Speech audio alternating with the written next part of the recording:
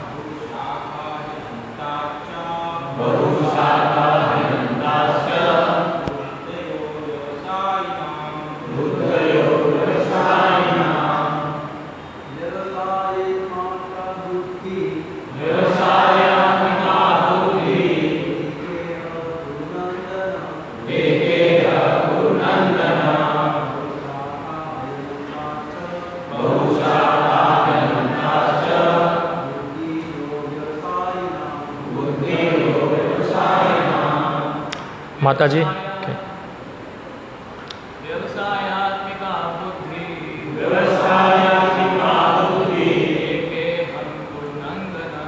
एकेह कुरु नन्दन बहुशाखा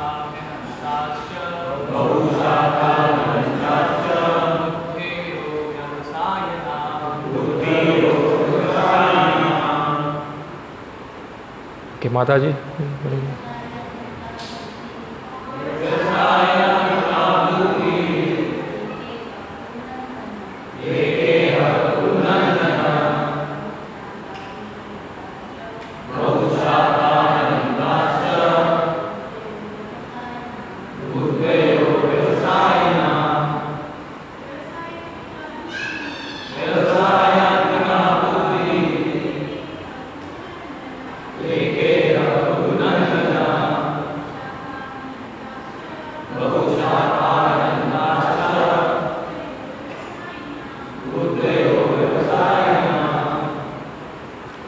व्यवसायात्मिका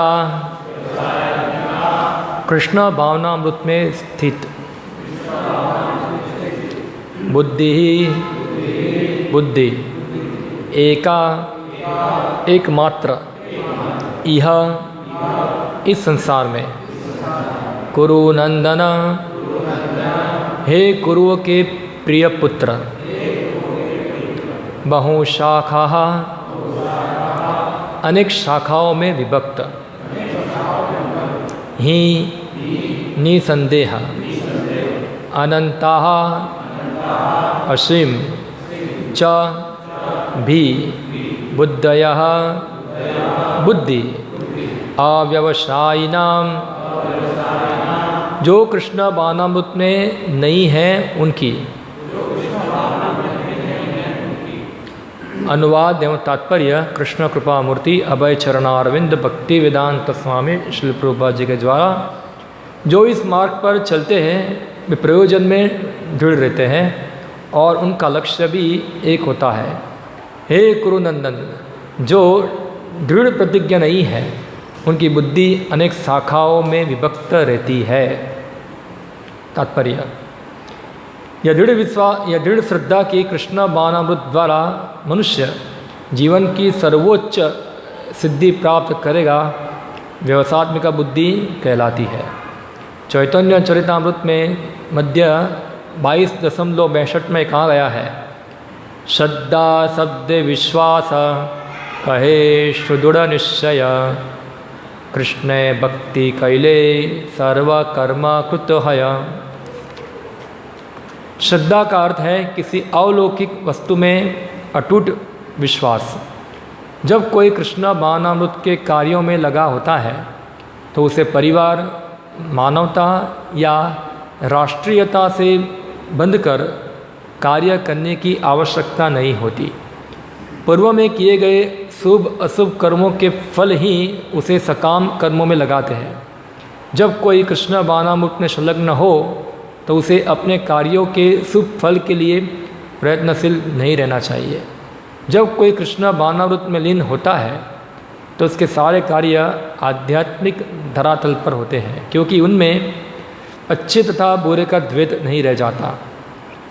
कृष्ण बाणामृत की सर्वोच्च सिद्धि देहात्म बुद्धि का त्याग है।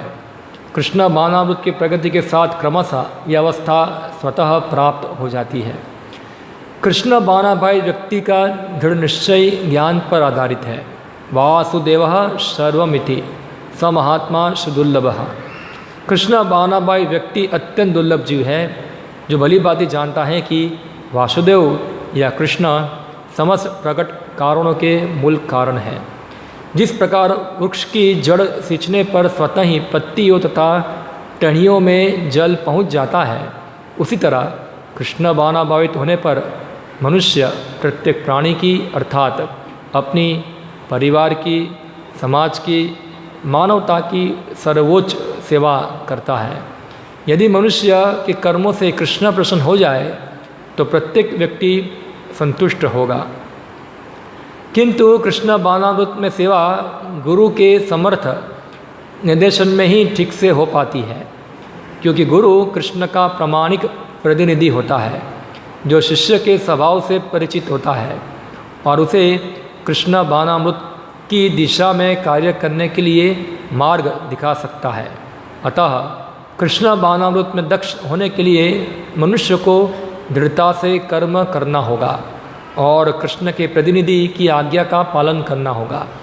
उसे गुरु के उपदेशों को जीवन का लक्ष्य मान लेना होगा। श्री विश्वनाथ चक्रवर्ती ठाकुर ने गुरु की प्रसिद्ध प्रार्थना में उपदेश दिया है, यस्य प्रसादाद भगवत प्रसादो यस्या प्रसादान न गति कुतोपि दायांस्तु माम तस्य यशस्त्रिसंध्यम वंदे गुरो श्री चरणारविंदम। गुरु की तुष्टि से भगवान भी प्रसन्न होते हैं। गुरु की प्रसन्न किए बिना कृष्ण बाणामृत के स्थल पर तक पहुंच पाने की कोई संभावना नहीं रहती। अतः मुझे उनका चिंतन करना चाहिए और दिन में 3 बार उनकी कृपा की याचना करनी चाहिए और अपने गुरु को सादर नमस्कार करना चाहिए। किंतु यह संपूर्ण पद्धति देहात्म बुद्धि से परे सैद्धांतिक रूप से नहीं वरन व्यवहारिक रूप में पूर्ण आत्मज्ञान पर निर्भर करती है। जब सकाम कर्मों से इंद्रिय तृप्ति की कोई संभावना नहीं रहती, जिसका मन दृढ़ नहीं है, वही विभिन्न सकाम कर्मों की ओर आकर्षित होता है। ओम अज्ञानतिमिरन्धस्य ज्ञानञ्जनशलाकया चक्षुरुन्मिलितं येन तस्मै श्रीगुरुवे नमः। श्रीचैतन्यमनोभीष्टं स्थापितं येन भूतले स्वयं रूप कदा मह्यं ददाति स्वपदान्तिकं।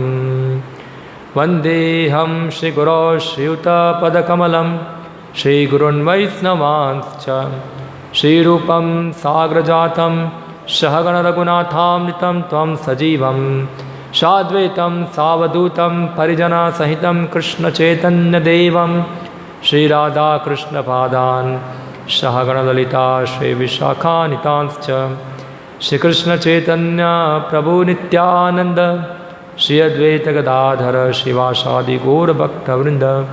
हरे कृष्ण कृष्ण कृष्ण हरे हरे, हरे राम राम राम हरे हरे। हरे कृष्णा। सभी भक्तों का हार्दिक स्वागत है। तो ये पूरा विषय चल रहा है बुद्धि योग। जो लोग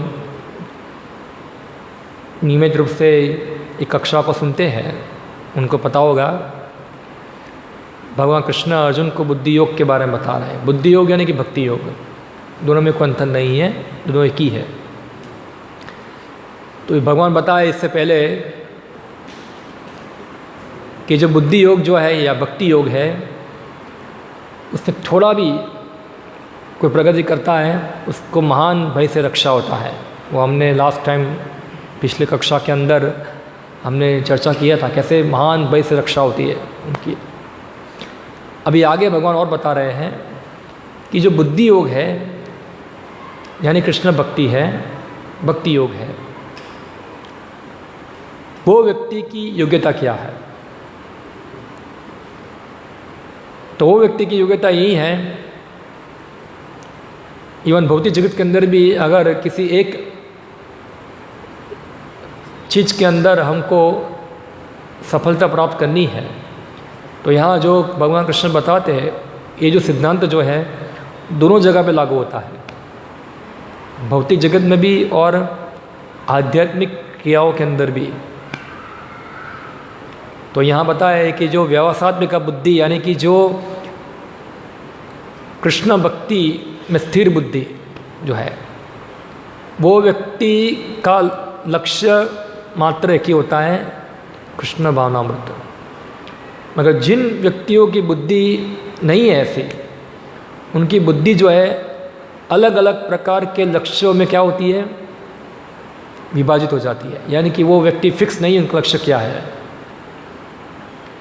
तो हम उसको दोनों परिप्रेक्ष्य हम देखते हैं।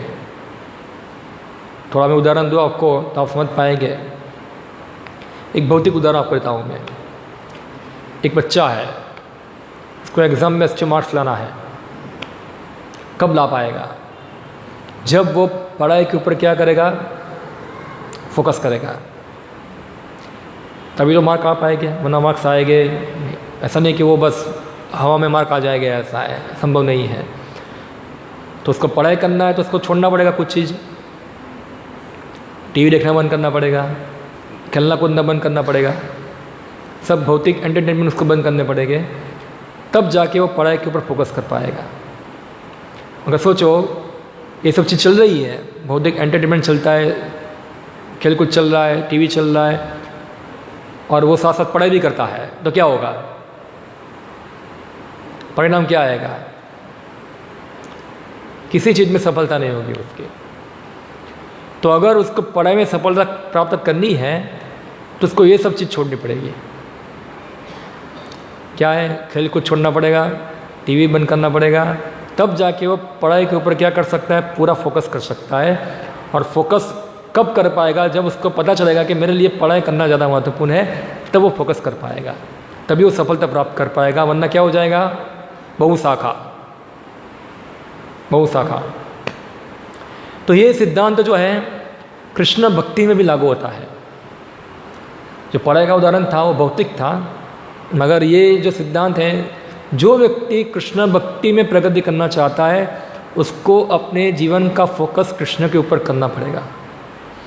और कृष्ण के ऊपर फोकस करने के लिए उनको अन्य जगहों से अपने जो चीज़ है उसको छोड़ना पड़ेगा। दो चीज़ साथ में चलती नहीं है, एक चलेगी। तो प्रश्न ये होगा, क्यों कृष्ण भक्ति करना? क्यों हम कृष्ण भक्ति भी करेंगे और साथ साथ हम भौतिक आनंद नहीं ले सकते? क्या हम पार्टी में जा सकते नहीं हैं, हम खेल कूद नहीं कर सकते, हम टीवी नहीं देख सकते, हम एंजॉय नहीं कर सकते? नहीं चलेगा ऐसा। तो ये श्लोक के अनुसार नहीं चलेगा। क्यों नहीं चलेगा? बहुशाखा। क्योंकि वो कृष्ण भक्ति को भी एक चीज मानता है अलग। कृष्ण भक्ति ही जीवन का लक्ष्य है। जो व्यक्ति चलता है इस प्रकार से उसको कहते हैं व्यवसायत्मिका बुद्धि। तो इसको समझना होगा। यहाँ श्री प्रभुपाद जी बताते हैं कि ये दृढ़ विश्वास कि कृष्ण भक्ति से ही मेरे जीवन का सर्वोच्च सिद्धि होगी, इस प्रकार के विश्वास को कहते हैं व्यवसायत्मिका बुद्धि। इस प्रकार की श्रद्धा को कहते हैं। अभी श्रद्धा जो है कि इस कृष्ण भक्ति से ही मेरा कल्याण होगा, वो कैसे प्राप्त होगा? वो प्राप्त होगा व्यक्ति को नॉलेज प्राप्त करके, ज्ञान प्राप्त करके। अगर वो व्यक्ति को ज्ञान नहीं है तो कृष्ण भक्ति को क्या लेगा? वो हल्का लेगा। जैसे वेदों के अंदर खास करके ये जो चर्चा चल रही है यहाँ, चतुर्पंथ है, धर्म अर्थ काम मोक्ष। और खास करके जो कर्मी होते हैं, कर्मी यानी कि ऐसे व्यक्ति जो धर्म को पालन करते हैं, यानी कि धार्मिक बनते हैं। उनका उद्देश्य क्या होता है धर्म का? उनका आर्थिक विकास करना, और आर्थिक विकास करके अपने इंद्रियों की तृप्ति करना है। तो कोई व्यक्ति जो है वो भौतिक धरातल पे अपने आप को सुखी करना चाहता है, वो व्यक्ति कृष्ण भक्ति में कहीं प्रगति कर पाएगा नहीं। भूल जाओ, फिनिश, शक्य नहीं है। स्पिरिचुअल लाइफ को प्राप्त करने के लिए आपको भौतिक जीवन का ज्ञान प्राप्त करना पड़ेगा। और भौतिक जीवन का ज्ञान भगवान कृष्ण गीता में बताते हैं। उनको समझना है कि भगवान शुरुआत ही करते हैं ये ज्ञान से कि हम ये शरीर नहीं है, हम आत्मा है। सबसे पहले ये हमको समझना है, हम ये शरीर नहीं है, हम आत्मा है। इस शरीर के अंदर हम बंधे हुए हैं, और शरीर का सुख जो है वो वास्तव में मेरा सुख नहीं है। अब ये चीज़ को हमको अनुभव करना है। कैसे? चाहे हम शास्त्रों को पढ़कर समझें या खुद हम हमारे जीवन के अंदर एनालाइज करके हम इस चीज़ को समझें कि शरीर के सुख के द्वारा मैं तो सुख प्राप्त कर रहा नहीं हूँ। हम इसको हमको समझना होगा। हम इतने समय तक हमारे शारीरिक सुख के लिए हमने मेहनत किया है, इतना परिश्रम किया है कि हम सुखी हुए हैं। हमको अपने आप को प्रश्न करना चाहिए, क्या भौतिक भोग विलास जो है क्या मुझे सुख दे पाए हैं? कि क्या वो मुझे और ज़्यादा असंतुष्टि और ज़्यादा दुख दिया है? हमको समझना है। मेरे कहने से या किसी के कहने से आपको समझना है, आपको खुद अनुभव करना है ये चीज़ को। और ये जब तक व्यक्ति ये चीज़ नहीं समझेगा तब तक कृष्ण भक्ति की ओर वो अपना पैर रख पाएगा नहीं वहाँ। तो हमको समझना है कि भौतिक जीवन जो है वो केवल एक बिजली के चमकारे के जैसा ही है। जैसे आकाश के अंदर बिजली का चमकारा होता है, कितने समय तक रहता है? ये कुछ सेकंडों के लिए, बाद में ख़त्म। तो जो कुछ भी हमारा भौतिक जगत के अंदर स्थिति है वो क्या है? हमारा क्षणिक है। इवन ब्रह्मा का जीवन भी क्षणिक है। हमारे कंपेयर में ब्रह्मा का जीवन बहुत बड़ा है। हम कितना साल जीते हैं? 100 साल। ब्रह्मा कितना साल जीते हैं? उनका भी 100 साल है, मगर उनका 100 साल और हमारा 100 साल में बहुत अंतर है। उनका 100 साल कितना है? तो ब्रह्मा खाली यहाँ से यहाँ देखेंगे, ना जाने अपना हमारे कितने जन्म खत्म हो जाएंगे। ऐसा है। तो ब्रह्मा के सामने तो हमारा जीवन बहुत तुच्छ है वहाँ, मगर ब्रह्मा का जीवन भी क्या है? क्षणिक है। शास्त्र बताते हैं भगवान विष्णु की एक सांस से हजार हजार ब्रह्मांड पैदा होते हैं, एक सांस से सब चले जाते हैं। तो ब्रह्मा का जीवन भगवान विष्णु का एक सांस के बराबर ही है। यानी कि भौतिक जगत है पर अस्थाई है, क्षणिक है, परमानेंट नहीं है। ये डमी जगह है, डमी वर्ल्ड है। डमी पता है ना आपको क्या है? डमी किसको कहते हैं? आप मोबाइल की शॉप में जाए यहाँ, तो मोबाइल की दुकान में जाएगी, आपको डमी मोबाइल मिलेगा। आपको दिखते हैं मोबाइल जैसे, मगर मोबाइल नहीं है। समझ रहे आप क्या है? डमी होते हैं। तो यह जितने विषय जो हमको दिखते हैं सब डमी है, ओरिजिनल नहीं है। जो रूप बना हुआ है, हम हमारी इंद्रिय के माध्यम से जो रूप, शब्द, स्पर्श, गंध सब कुछ भोगना चाहते हैं, वो सब डमी है, रियल नहीं है। अगर रियल होते तो हमेशा रहने चाहिए ना, क्यों रहते नहीं है? हाँ, हम बोलते हैं, हम कई बार लोग अपने जो बूढ़े होते हैं कई बार अपने जवानी का फ़ोटो देखते हैं, हाँ जवानी में कैसा था, ओ मैं जवानी में अमिताभ बच्चन था, ऐसा है, या कोई हीरो था, कोई बोले मैं जवानी में मिस वर्ल्ड थी, ऐसा है। मगर कुछ सालों के बाद तो मिस वर्ल्ड नहीं रहेगी, वो क्या हो जाएगा? तो जैसे हमारे गुरु महाराज उदाहरण देते हैं, ऐसा है। जब हमारे गुरु महाराज प्रचार करते थे उनकी जवानी के अंदर, तो एक बार बॉलीवुड की एक एक्ट्रेस ज़्यादा फेमस थी जिसका नाम था रेखा। और कई बार महाराज बताते हैं उस समय का रेखा का सब फोटो जेब में रखते थे, ऐसा है, और उसको देखते थे, ऐसा वहाँ। मगर आज रेखा के चेहरे पे रेखा आ गई है, ऐसा है। तो यानी कि डमी है, रियल नहीं है। क्या है? डमी है, रियल ब्यूटी नहीं है, डमी है। ऐसा हर चीज़ जो है वो डमी बनी हुई है, कुछ रियल नहीं है यहाँ, ऐसा है। इसलिए भगवान बताते हैं दुखालयम अस्वासतम। और ये दुख, और जो रेखा के साथ शादी भी किया सुखी हुआ क्या? वो बताते हैं कौन था वो, 1 2 3 कितने लग्न शादी किया। वो सुना था मैं जब छोटा था तब तो, मगर कुछ बड़े लोग बता रहे थे ऐसा कि लोग रेखा के साथ शादी करने के लाइन लगती थी, ऐसा है। मगर जो भी शादी किया तो 2 दिन के बाद सुसाइड कर दिया, ऐसा है। ऐसा है, आपको पता होगा शायद, जो बूढ़े हैं उनको पता होगा, उनके ज़माने की हीरोइन थी, ऐसा है। तो जो लोग शादी किया उसको 2-3 दिन के बाद तो सुसाइड करके मर गया वो वहाँ। सही बात है ना? तो सुखी नहीं हुआ वहाँ। तो समझ सकते हैं कि वो व्यक्ति उसको प्राप्त कर भी सुखी नहीं है वहाँ। यानी कि हमको ये समझना होगा सबसे पहले कि भौतिक जीवन हमको सुखी नहीं कर पाएगा, ये लेसन हमको सीखना पड़ेगा। हाँ, हम इन प्रकार हमारे भौतिक जीवन को कंफर्ट बनाने का प्रयत्न करते हैं, मगर ये कैसा है, जैसे एक बच्चे होते हैं वो समुद्र के किनारे पे रेत का घर बनाते हैं, बहुत मेहनत करके रेत का घर बनाते हैं, मगर एक लहर आती है घर को तोड़ देती है, ख़त्म हो जाता है उनका, पिक्चर क्लियर हो जाता है उनका। तो इसलिए जो व्यक्ति की बुद्धि जो है भौतिक विकास के अंदर लगी हुई है, जो अपने आप को भौतिक जीवन के अंदर समृद्ध बनाना चाहता है, वो व्यक्ति के अंदर कृष्ण भक्ति करने का दृढ़ संकल्प नहीं आएगा।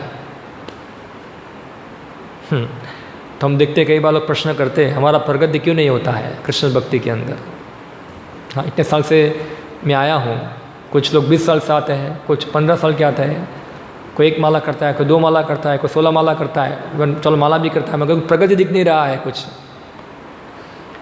तो कारण क्या है? यही कारण है कि व्यक्ति समझा नहीं है अभी तक कि भौतिक जगत में सुखी करने के लिए मेरे प्रयत्न मुझे बंद करने चाहिए, मुझे प्रयत्न करना चाहिए आध्यात्मिक जीवन में प्रगति करने के लिए। जैसे मैं बताया, हमारा लक्ष्य होना चाहिए कृष्ण की सेवा करना, कृष्ण को प्राप्त करना। तो कृष्ण हमारे जीवन का लक्ष्य है, वो हमको कैसे पता चलेगा? हम कैसे जान पाएंगे कि हमारा जीवन का लक्ष्य कृष्ण है? तब हम जान पाएंगे जब हमारे दिन की चर्या जो है, जिसके अंदर हम ज़्यादा समय जो चीज़ के लिए निकालते हैं वही हमारा लक्ष्य है। तो आप खुद देख लो हमारे पास कितने घंटे हैं? 24 घंटे हैं। अगर किसी व्यक्ति का जीवन का लक्ष्य सोना है तो कितना घंटे सोएगा वो? 12 घंटे सोएगा। तो उसका जीवन का लक्ष्य क्या है? केवल सोना ही है और खाना ही है। तो हम देखेंगे हमारे जीवन में हम ज़्यादा समय किसको देते हैं, हम किसके लिए प्रयत्न करते हैं, एंडेवर क्या कर रहे हैं, ज़्यादा किसके ऊपर एंडेवर कर रहे हैं, वही हमारा लक्ष्य है। ज़्यादातर लोग जो होते हैं वो एंडेवर किस लिए करते हैं? अपनी भौतिक परिस्थिति को और ज़्यादा बढ़िया बनाने के लिए। मेरे पास छोटा घर है, मुझे बड़ा घर चाहिए। हाँ, मुझे जामनगर में नहीं, बम्बे में फ्लैट चाहिए, अभी ऐसा है, 50 माल के ऊपर फ्लैट चाहिए, और मुझे ये चाहिए, वो अनेक प्रकार की उनकी इच्छाएं होती है। तो ऐसे व्यक्ति कभी कृष्ण भक्ति में आगे नहीं बढ़ पाएंगे। भले ही वो माला करते हो, भले ही वो मंदिर में आते हो, भले ही वो गीता पढ़ते हो, वो कभी प्रगति किया ही नहीं है। ऐसा है, क्योंकि बेसिक में ही गड़बड़ी है। जैसे हम गणित करते हैं, गणित के अंदर आप देखो स्टेप होते हैं, पता ना, गणित के स्टेप आते हैं पूरा। या कोई भी आपने पहला ही स्टेप गलत कर दिया है, बाद में जितने भी स्टेप आप सही पालन करो, क्या होगा, आपको मार्क्स मिलेगा। हमारे यहाँ गणित की टीचर है, मार्क्स देंगे आप, 0 लेंगे ना, क्या देंगे, हाँ 0 मार्क्स मिलेगा उसको। कोई बोलेगा सर देखो मैंने बाकी सब स्टेप अच्छे किए, पहला ही स्टेप गलत कर दिया है, खाली जितना मार्क दो, तो क्या आप मार्क देंगे उनको 0। पहला स्टेप गलत यानी सब गलत। तो ये कृष्ण भक्ति में प्रवेश करने का पहला कदम है, ये प्रथम कदम है। ऐसा है कि हमको सबसे पहले ये जानना है ये चीज़ को कि हमारी श्रद्धा किसके ऊपर है, हमारी श्रद्धा कहाँ है। हमारी श्रद्धा शास्त्रों में है कि हमारी श्रद्धा आजकल के भौतिक विकास जो चल रहा है ऐसे व्यक्तियों के ऊपर है। हम श्रद्धा करते वैज्ञानिकों के ऊपर, हम श्रद्धा करते बड़े बड़े पॉलिटिकल लीडर के ऊपर, या कोई रोल मॉडल किसका होगा उसके ऊपर श्रद्धा करते हैं। मगर जो श्रद्धा जो है वो हमको करनी चाहिए शास्त्र के ऊपर।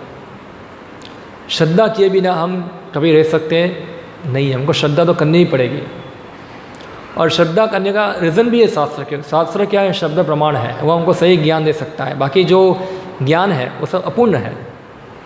इसलिए जो व्यक्ति शास्त्र से सुना है, समझा है कृष्ण ही भगवान है, हम उनके सेवक हैं और उनकी सेवा करना ही हमारे जीवन का लक्ष्य है।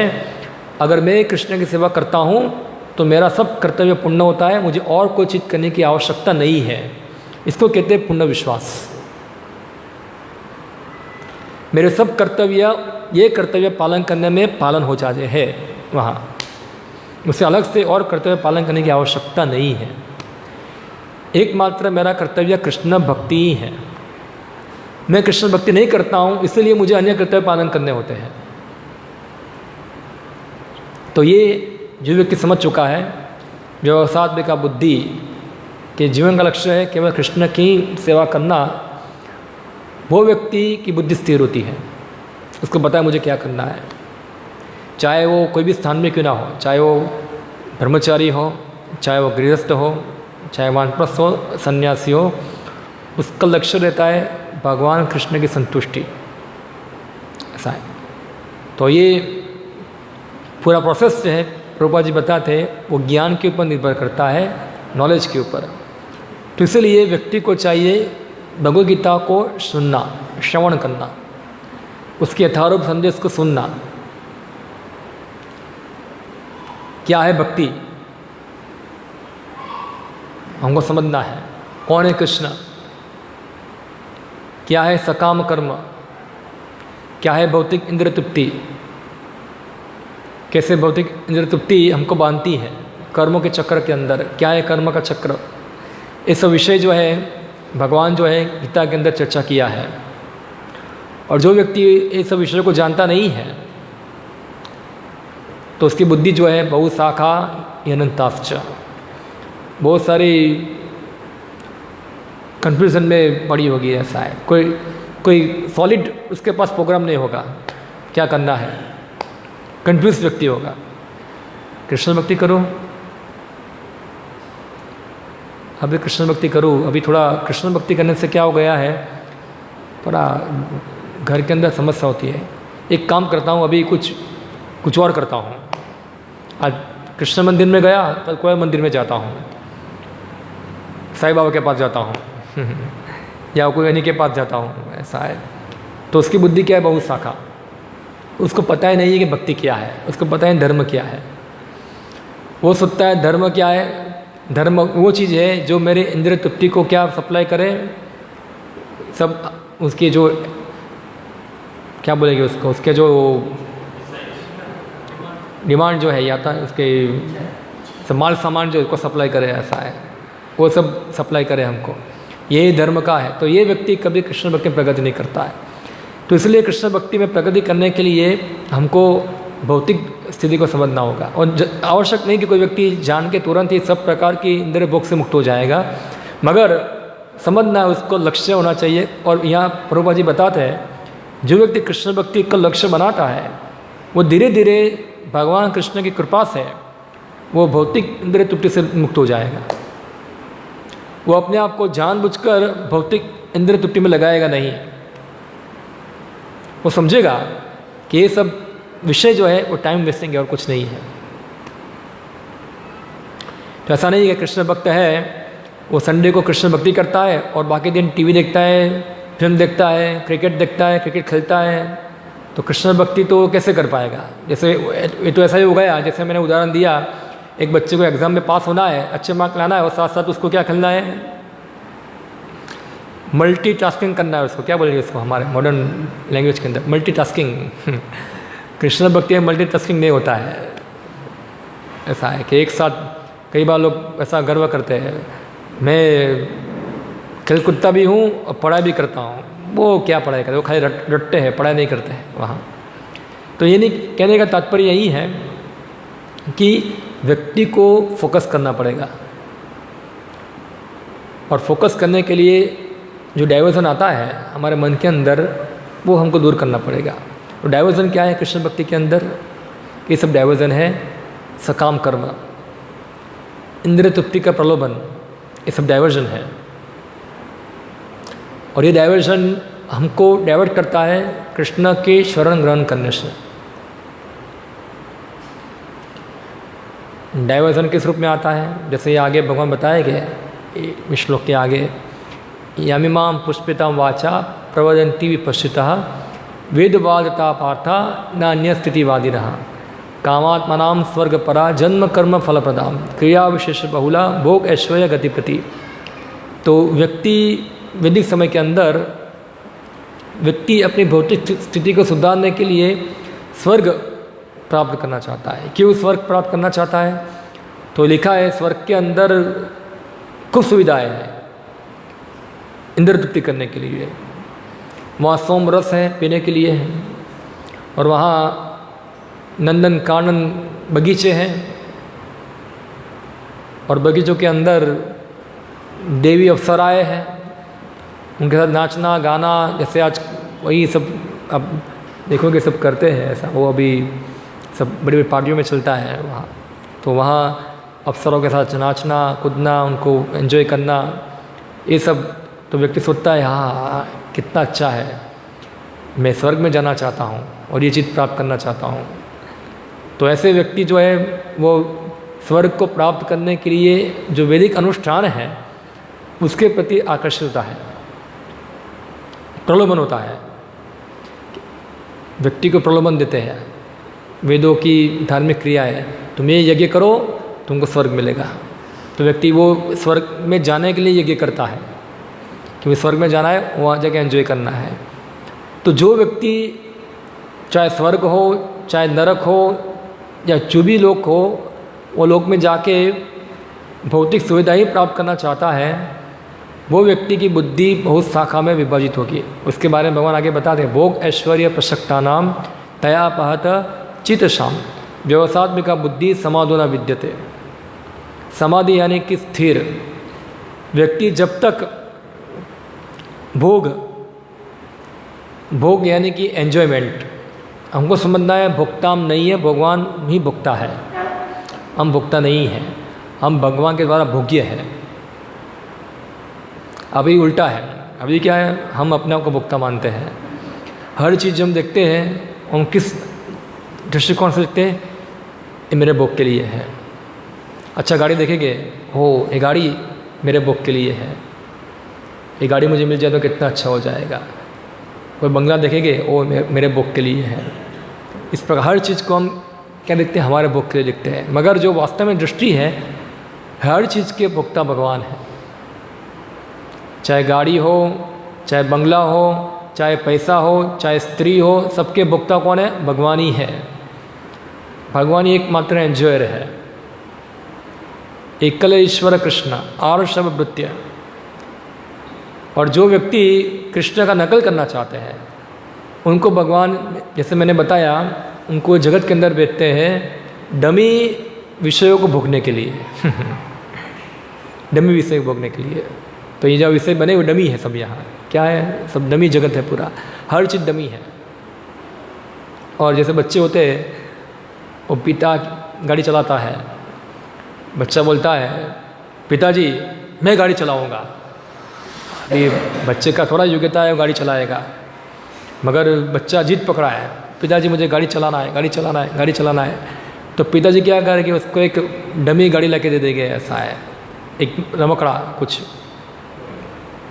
छोटी सी खिलौने वाली गाड़ी, ऐसा है, चलाओ वहाँ, और बच्चा चलेगा भीम भीम, जैसे पिता करेगा ऐसा करेगा, पी पी सब चलाएगा ऐसा। मगर वो क्या है, वो तो ओरिजिनल गाड़ी नहीं है, वो डमी है।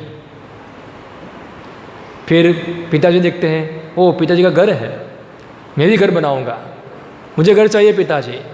तो पिताजी क्या करेंगे, उसको डमी घर दे देंगे एक छोटा सा, और फिर ओ मेरा घर, उसको क्या करेगा, डेकोरेशन करेगा, ये करेगा, सब करेगा। फिर देखेगा पिताजी को, देखेगा ओ पिताजी के पास एक पत्नी भी है, मुझे पत्नी चाहिए पिताजी, ऐसा है, ठीक है बाजू वाली लड़की के साथ खेलो, ऐसा है उसको ले आएंगे तो वो उसको पत्नी बना देगा, तुम पप्पा और मैं मम्मी ऐसा बन जाएगा। फिर ऐसा बच्चे लोग खेलते हैं, पप्पा मम्मी खेलते हैं ऐसा फिर देखेगा पिताजी के साथ बच्चा भी है, एक बच्चा भी चाहिए, ऐसा है। तो क्या करेंगे, एक बाज़ार में से एक खिलौना ले आएंगे जो बच्चा है, ऐसा लड़की होगी वो माँ बन जाएगी, वो पिता बन जाएगा। फिर वो लड़की जो है वो बच्चे को खिलाएगी पिलाएगी, उसको ड्रेसिंग करेगी, ऐसे वो ऐसे ऐसे करेगी उसको लाएगी, सब करती है वहाँ। और फिर घर में एक डमी किचन होगा, डमी स्टव होगा, डमी कढ़ाई होगी, डमी सब वेसल हो गए, उसमें खाना पकाएंगे। मगर खाएंगे तो भूख संतुष्ट होगी नहीं वो खाना है नहीं उसके अंदर। जब भूख लगेगी तो कहाँ जाएगा, वापस पप्पा के पास जाएगा, पप्पा भूख लगा है, ऐसा है। तो पापा बोले खा लो वहाँ जाके, तुम्हारा किचन है वहाँ, ऐसा है, वहाँ जाके खा लो तुम्हारा खाना पका खा लो वहाँ। नहीं भूख लगा है मुझे, खा लो, तुम अपना किचन बनाया अच्छा है उसमें खा लो। मगर वो किचन क्या है, डमी है, वहाँ कुछ पकेगा तो नहीं। कुत्ता आ जाएगा तो पिताजी के पास जाएगा, पिताजी कुत्ता आ गया, भगा दो, तुम अभी है, तुम्हारा घर है, वहाँ से भगा दो। तो हम ऐसे ही भगवान काम नकल करते हैं जगत के अंदर, और भगवान का नकल करने आए हैं और हमने भगवान का डमी जगत बना दिया, हमको दे दिया भगवान ने। तुम पप्पा मम्मी का खेल खेलो इधर, ऐसा है, अभी तुम खेलो इधर और खेल के आनंद प्राप्त करो। मगर पप्पा मम्मी का खेल तो भारी पड़ जाता है फिर, ऐसा है और एक खेल न जाने कितने जन्मों से चल रहा है, अभी तक ख़त्म नहीं हुआ है। कभी कुत्ते के शरीर में खेला, कभी सूअर के शरीर में खेला, कभी देवताओं के शरीर में खेला, कभी मानव के शरीर में खेला।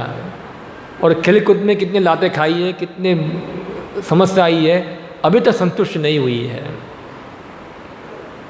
अभी तक संतुष्ट नहीं हुई है। क्यों? क्योंकि जो खेल है वो तो खेल ही है, उसमें कोई रियल चीज़ मिलती नहीं है, क्योंकि सब डमी है, रियल नहीं है। हमको चाहे रियल यहाँ नहीं है, रियल किधर है? भगवान के धाम में है, सभी रियल चीज़ वहाँ है। यहाँ तो केवल क्या है, उसका क्या प्रतिबिंब है ऐसा। इसलिए ये चीज़ प्राप्त करके भी हम संतुष्ट नहीं होते हैं तो इसलिए हमको समझना है भगवान एक भोक्ता है एकमात्र, और भगवान के भोग में अगर हम सहायता करते हैं, उनके हम सहायक बनते हैं, तो हमको भी क्या होता है, हमको संतुष्टि मिलती है। जैसे उदाहरण यहाँ दिया है एक चीज़ का, एक वृक्ष होता है, एक वृक्ष होता है, उसमें डाली होती है, पत्ते होते हैं, सब कुछ होता है। अभी डाली पत्ती अपने आप तो संतुष्टि प्राप्त कर पाएंगे नहीं, पोषण उसको नहीं मिलेगा। मगर हम मूल में पानी डालेंगे तो क्या हो जाएगा, सभी जगह पानी पहुंच जाएगा। तो अगर हम भगवान के भोग के लिए प्रयत्न करते हैं, हम भगवान को भोग कराते हैं, तो भगवान के भोग करने से क्या हो जाएगा, हम भी संतुष्ट हो जाएंगे। ये फार्मूला है। और जो व्यक्ति जान चुका है एक ही कुरु नंदन, वो इसके लिए ही प्रयत्न करता है और बाकी सब प्रयत्न छोड़ देता है, कैसे भगवान को संतुष्ट किया जाए। यहाँ और हम देखते हैं जो व्यक्ति प्रैक्टिकल है, ये आप खुद अपने जीवन के अंदर भी महसूस कर सकते हैं।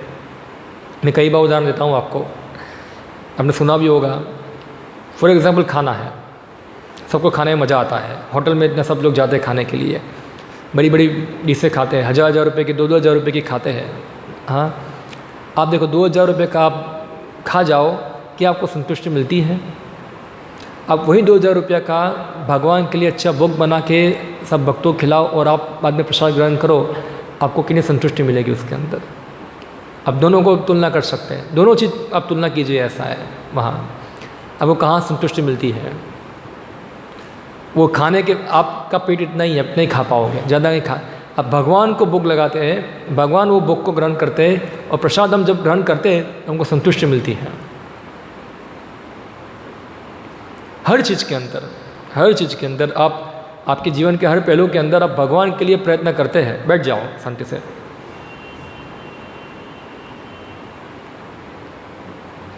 अगर हम भगवान के लिए संतुष्टि के लिए प्रयत्न करते हैं, जैसे हम देखते हैं व्यक्ति को, खास करके जो जवान लोग होते हैं ना, उनको अभी तो अभी नवरात्रि का सीजन चलता है ना, तो बहुत सारे लोग, लड़कियां होती है, बहुत डेकोरेशन करती है अपने आप का, 2-2 घंटा 3-3 घंटा टाइम निकालते हैं डेकोरेशन करने के लिए पूरा।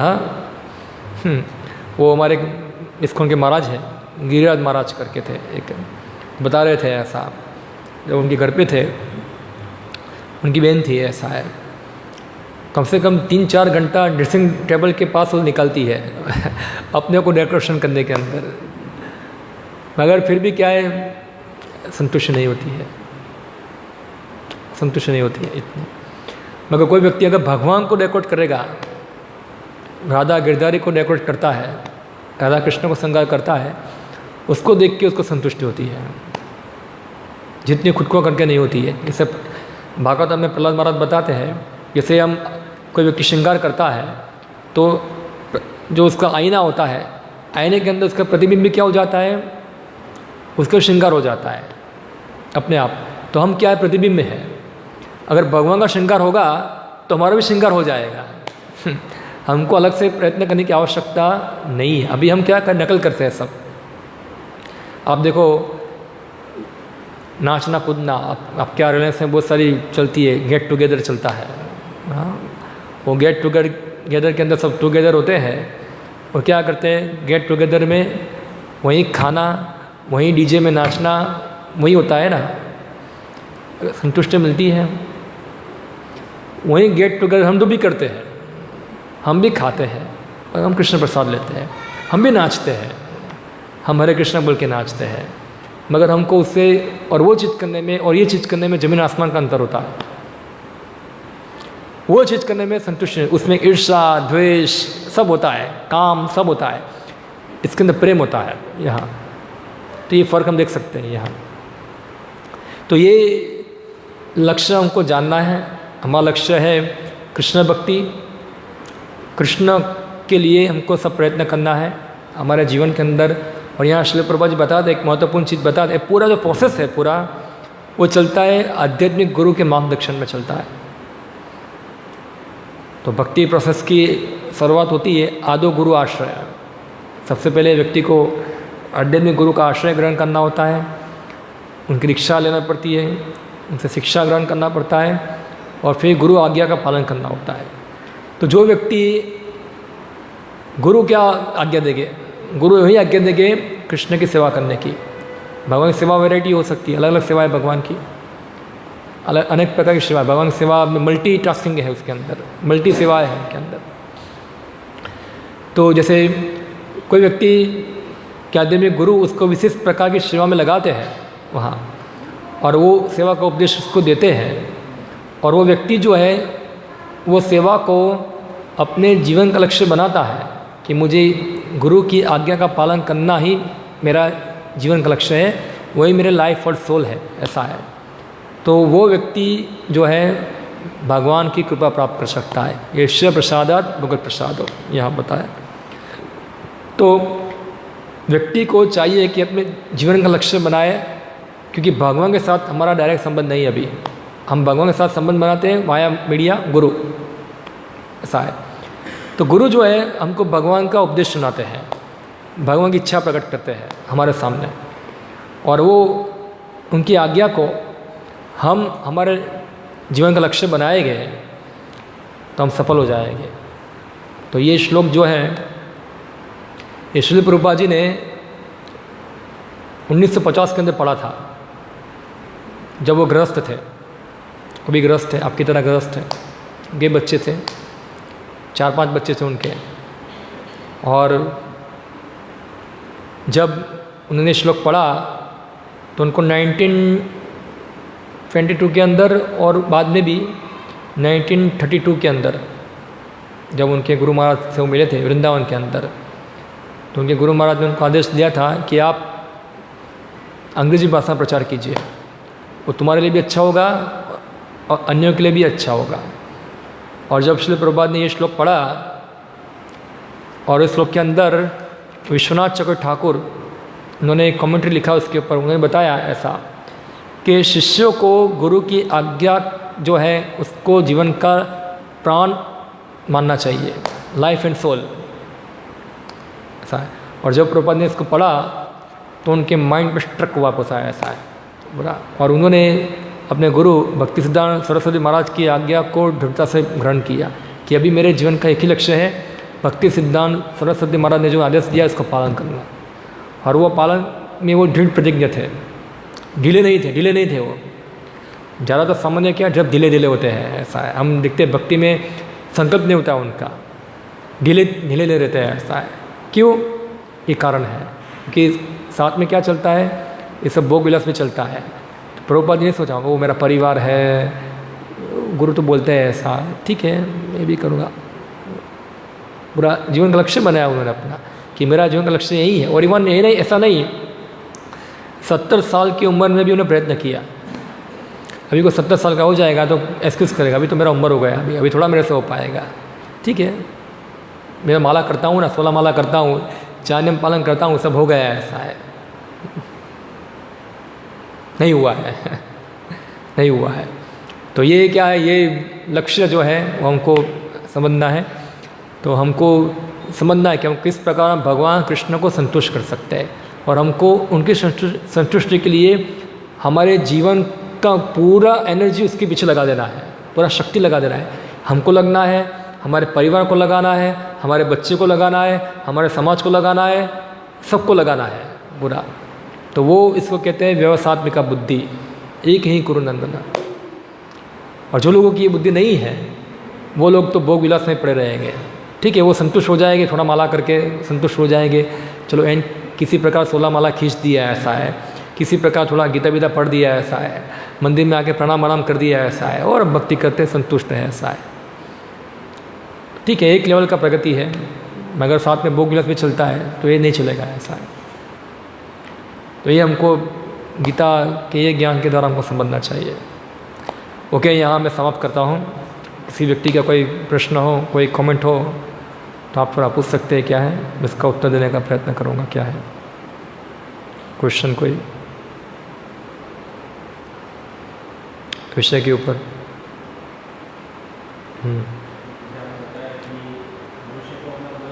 थोड़ा मैं रिकॉर्डिंग के लिए मैं रिपीट करता हूँ। क्या है, जैसे मैंने बताया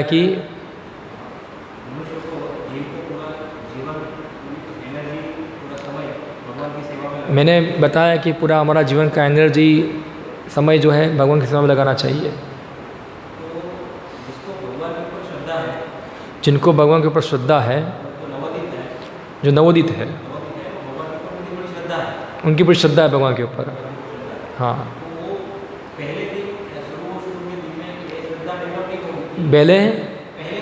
पहले दिन में थोड़ा शुरुआत के दिन में श्रद्धा डेवलप नहीं होगी। हाँ, श्रद्धा डेवलप होती है भक्तों के संग में, श्रद्धा डेवलप होती है भक्तों के संग में। भक्तों के संग में हम भक्ति करते हैं, और जब भक्ति करते हैं तो धीरे धीरे हमको भक्ति का साक्षात्कार होता है, तो उससे श्रद्धा डेवलप होती है। कृष्ण भावना में विज्ञान है पूरा, एक साइंस है पूरा।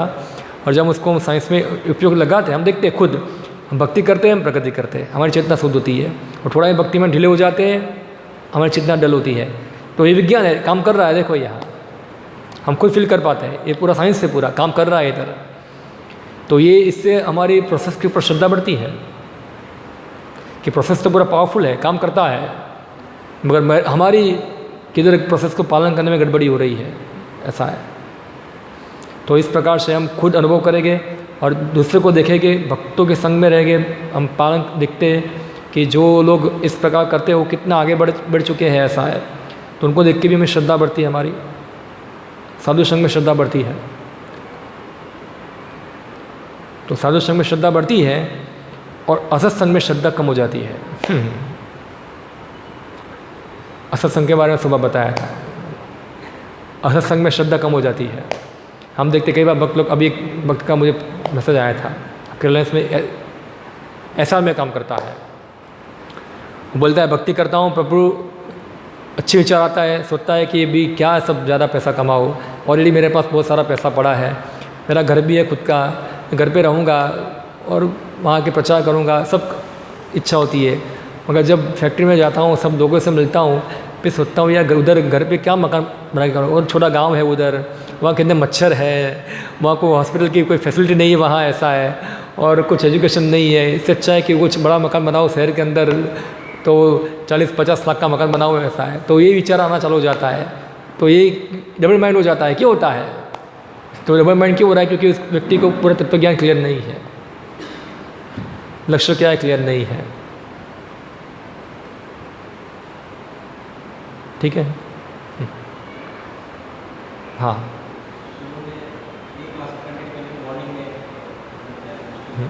हाँ, क्या मैंने बताया था कि सही जो चीज़ शास्त्र में हो पहले दिन से बताना चाहिए, और डिटरमिनेट पहले दिन से चीज़ बताना चाहिए। हाँ, तो जो कभी किसी को भक्ति के बारे में प्रचार करते हैं, हाँ, तो पहले दिन 100% बताते हैं, तो उनके लिए डाइजेस्ट करना मुश्किल होता है, और वो सोचता है कि ये एक तरह से नहीं होगा, पहले दिन से काम मिलेगा। तो ये दोनों चीज़ में नहीं, एक चीज़ है, ऐसा है कि देखो, आप गीता पढ़ोगे, गीता में भगवान सब कुछ बता दिया है, तो क्या वो गीता पढ़ के गीता पढ़ना बंद कर देगा क्या?